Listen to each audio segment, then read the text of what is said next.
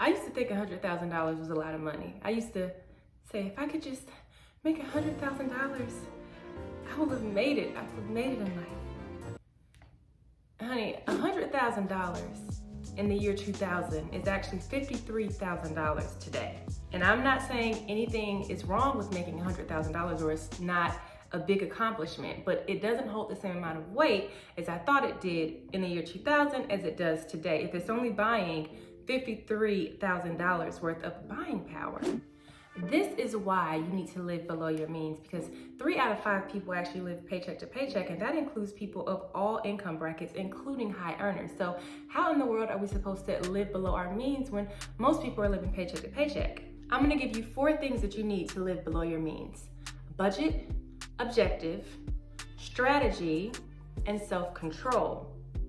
You need to be a boss over your money in order to live below your means. So what does this mean? That just means that you have a plan for your money. You know what's coming in and you know what's going out, and you tell your money where to go. You have a budget.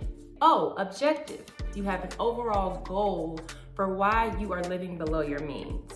Maybe you want to save for a wedding ring. Maybe you want to save for a home. Maybe you want to build generational wealth and pass down money and assets to your future generations. You have some bigger purpose as to why you are doing this. Okay, the strategy. You have a plan. You are not just mindlessly spending your money. You are able to say no in certain areas. You don't always say yes when you want to buy that 5th pair of the same looking shoe. And I'm speaking to myself, okay? You don't always say yes when you have eaten out several times and here comes another time for you to eat out and you go, yeah, I think I'll have that takeout meal again. Sometimes you turn things down because you have a strategy and a plan for your money. You're cooking at home a little bit more. That's a part of your strategy. You are letting go of subscriptions that are unnecessary, that you don't need. That's a part of your strategy. You're asking yourself, before you buy that shirt, before you buy that coat, before you buy that clothing item, do I really love this item? One of your strategies may be increasing your income. You ask for that raise, you look for a promotion, you look for another job, you find a way to get another stream of income through a side hustle to increase your income. So you have your budget, you know what's coming in, you know what's going out. You have your objective, your overall vision, your overall purpose that's driving you to live this lifestyle for the greater good. Strategy, which is you being intentional about finding ways to cut back or increase your income. Self-control. Self-control is you delaying your gratification for a future long-term benefit. I read a book that stated something powerful.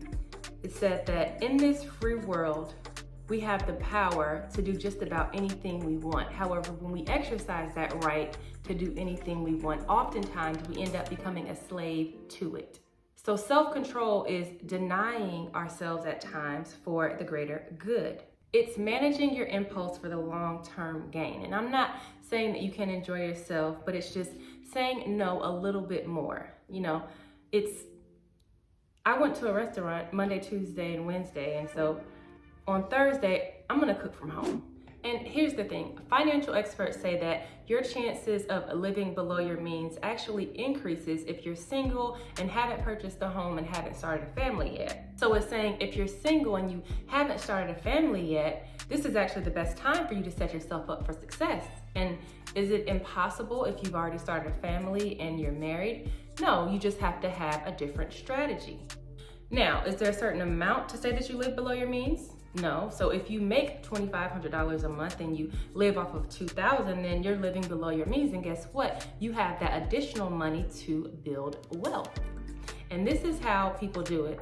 They live below their means so they have the additional money to invest it to build wealth. And here's the thing. You're saying, living below your means is boring. Living below my means is not fun. It's not the life that I want. Yes, it is. And here's why. Because the benefits of living below your means is, 1, you're able to take care of emergencies when they come up. When your car needs a new battery, it needs some new spark plugs, you have the money to do so. You don't have to worry about that. In fact, you might just go ahead and go into your savings account and pay for it. And next thing you know, you might be at Starbucks buying yourself a mocha, or you might just go out on your back porch and just enjoy the garden or the nature around you. You might just be on the phone with a friend, just laughing, living it up because of the freedom in your mind that you have, that you were actually able to take care of that. Are you grateful? Yes. You're grateful that you were able to be the boss of your money. You were able to have a budget, an objective, a strategy, and self-control. The second benefit is that you have money to make large purchases, whether that is traveling so that you can go on a vacation, so that you can change your scenery. And the travel does not have to be lavish. You could just go somewhere different for a change of scenery, and it can really free up your mind.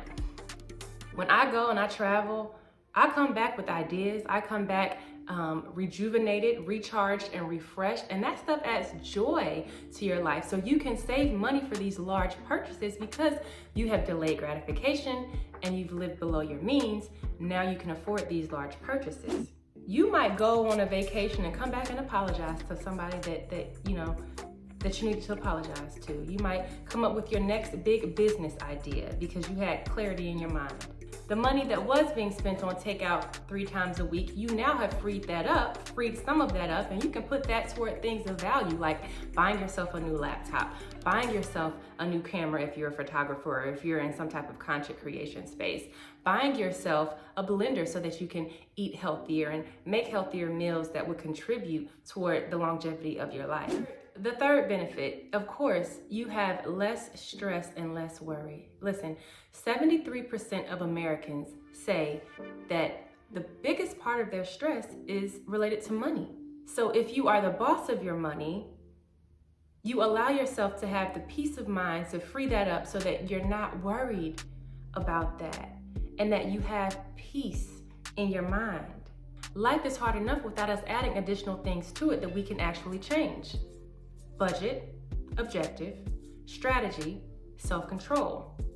Opens us up to freedom, opens us up to peace in our mind. Number 4 benefit, and this is the game changer, because you have the ability to build wealth. People want to say, oh, she doesn't want to go out with us. She doesn't want to go to the restaurant this week with us. She doesn't want to go to the mall and go shopping and spend all of her money on these clothes all the time with us. Okay, so the reason for that is because of the objective, the greater plan, right? The vision, the purpose that you have to live below your means.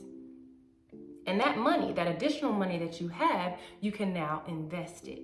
You can now create wealth. Before you even see the money, you have it automatically going to your 401k. You have it automatically going to your investments.